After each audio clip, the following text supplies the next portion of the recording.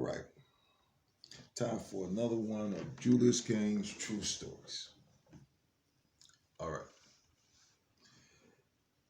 My mother was about 22, 23 years old. She was a single mom. So she just had us kids. One day, my mother, she told us that the lights were going to be off for a while because she had lost her job.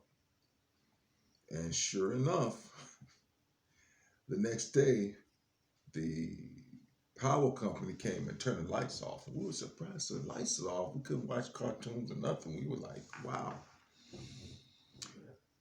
It was dark in the house, so she had a few candles. But a friend of hers, he had a lantern. He said, "Well, I'm going to bring you a lantern over." Now, looking back over it now as an adult, there were several other options and several other things, and I'm not going to get into any of that. But she was downstairs in the kitchen, and he didn't know how to light the lantern, and she didn't either. So I don't know what they were trying to do. They just weren't safe about it, whatever they were doing. So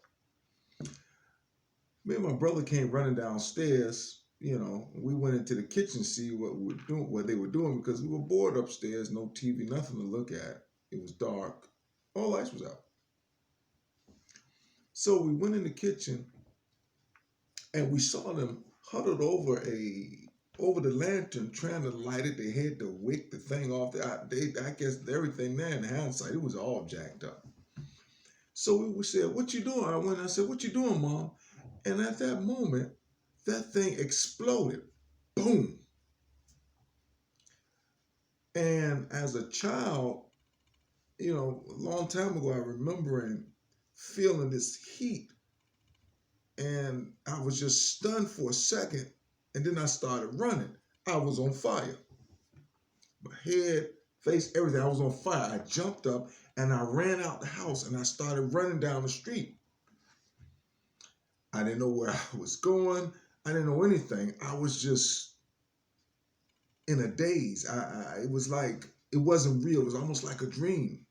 And as vivid as I can remember that, I can't remember some of the particulars, but I remember feeling like it was a dream.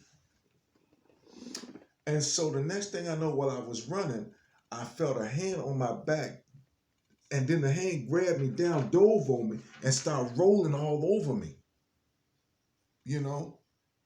And it was my mother. She was rolling me out in the grass. And she was crying and scared. I remember that. I don't remember the ambulance ride. I don't remember a lot. But I remember she was scared. And we went to the doctor, several visits, and to this day, my mother attributes me not having any scarring, and of course, I have my grandfather's good looks, so it worked out pretty good. But I do thank the Creator for helping me on that occasion, because it could have went a lot worse.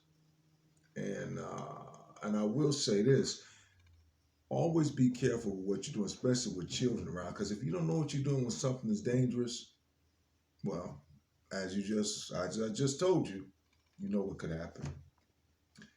Thanks for listening.